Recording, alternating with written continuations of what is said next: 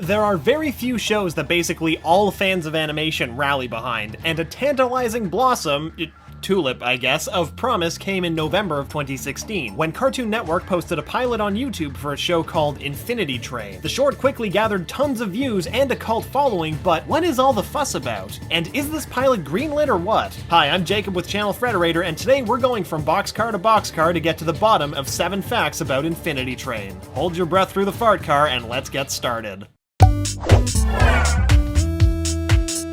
Infinity Train came from the mind of Owen Dennis. Even though he graduated from the Minneapolis School of Art and Design, Dennis is something of a jack of all trades. In addition to being a writer and animator, he's also a musician. In fact, one of his first animated shorts was a music video for his old band Galactaron back in 2012. Before Infinity Train, Dennis's most popular work was as a writer and storyboard artist on a little fringe concept called Regular Show. Dennis worked on Regular Show from 2013 right up to its finale in 2017. Actually, he wrote part 2 of the finale, so you may mail all of your collected tears of bittersweet sadness to him, you strange person. Infinity Train was pitched in 2013, the same year that Dennis started working on Regular Show, as part of Cartoon Network's comedy shorts program. Basically, creators who often have no resources come in and pitch a show, and if Cartoon Network likes it, they'll help get the creators the necessary people power and materials to make a pilot. If the pilot goes well, the series is usually picked up. Many of your Cartoon Network favorites were born this way, including Steven Universe, Over the Garden Wall, and We Bare Bears. Dennis wrote and storyboarded the Infinity Train pilot himself. Animation, as it turns out, is a lengthy process. The 8.5-ish minute short wasn't done until March of 2016, and it wasn't released until November 2nd of that year. Interestingly, Dennis said that he can't get too heavily into the inspirations for the story without bumping into spoilers. Snowpiercer, anyone? No?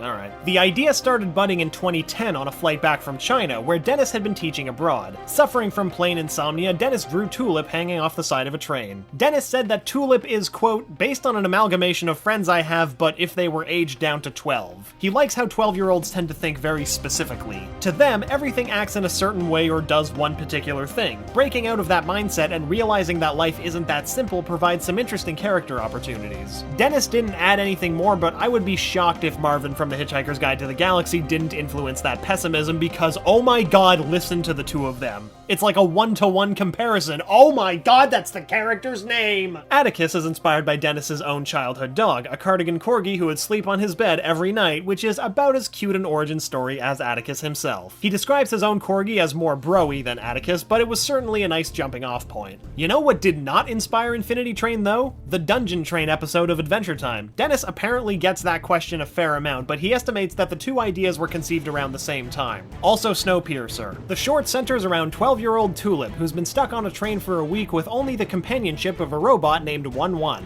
By the way, Dennis said on his Tumblr that Tulip's full name is Tulip Beetlejuice Van Helsing, but wait, that might have been a joke, but I really hope it isn't. Anyway, 1-1 is really two robots in, well, one. Interestingly, the two sides, appropriately named Glad 1 and Sad 1, have two different voice actors. Dennis himself plays Sad 1, whereas seasoned actor Jeremy Crutchley plays Glad 1. This particular adventure lands Tulip in a boxcar that houses the Kingdom of Corgenia, where Pembroke and Cardigan corgis live in adorable peace. They're ruled by Atticus, who's voiced by Ernie Hudson. If that name sounds familiar to you, it's probably because you, like many others, have seen Ghostbusters. Flummoxed by the mysterious number glowing on her hand, Tulip agrees to help Atticus fight the shadowy monster across the treacherous 2-foot-deep river. This leads her to the steward, who is very creepy and violently throws Atticus against a rock. And that violent smash raised some eyebrows, but Dennis has every intention of keeping the show's darker tone if it's picked up. He pointed to a bunch of examples of dark or gruesome things that he himself watched as a kid, like a face melting off in Indiana Jones, or the whole bog of sadness business in the Neverending Stories that I'd really rather not talk about. Point is, he says, kids can handle it, and if not, he thinks that they'll have a great story to tell in their college dorm room. By the way, Tulip and the steward are played by the same person, Ashley Johnson.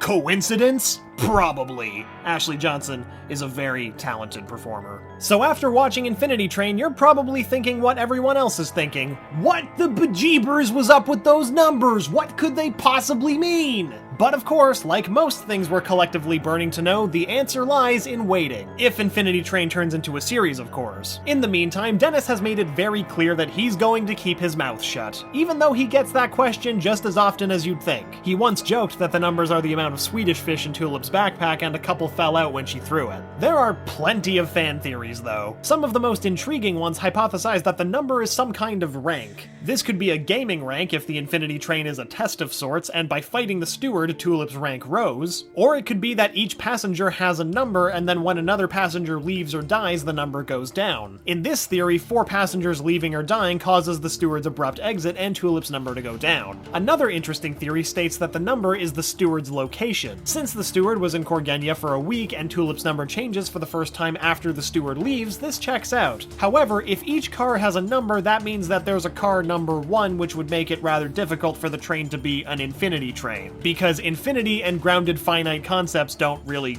go together. Really, there's only been 1 episode, so the fact that there are so many theories from an 8.5-minute short is rather impressive in itself. Remember when we said Dennis was in a band? Initially, he wanted to compose his own music for Infinity Train, but was quickly struck by the harsh reality that no human being could juggle all the responsibilities of being a showrunner and a composer. Instead, he hunted down Morgan Z, aka Chrome Canyon, an electronic composer based in Los Angeles who studied jazz in New York City. Dennis discovered Chrome Canyon at a screening of Metropolis where he was providing a live score. Dennis checked out his album Elemental Themes beforehand and loved it. He admired how the music defied expectation and set itself apart from its contemporaries with a healthy dose of funk. When Dennis started thinking about the music for Infinity Train, Chrome Canyon immediately came to mind as his first choice. He gave Chrome Canyon a 65-track playlist of music that he thought would fit the show's tone. The playlist included Chrome Canyon's own music, as well as Laserhawk, Vangelis, Disaster Piece, Giorgio Moroder, The Talking Heads, and a bunch of other goodies. The playlist itself was the result of serious toil. Dennis kept adding to it for a full year.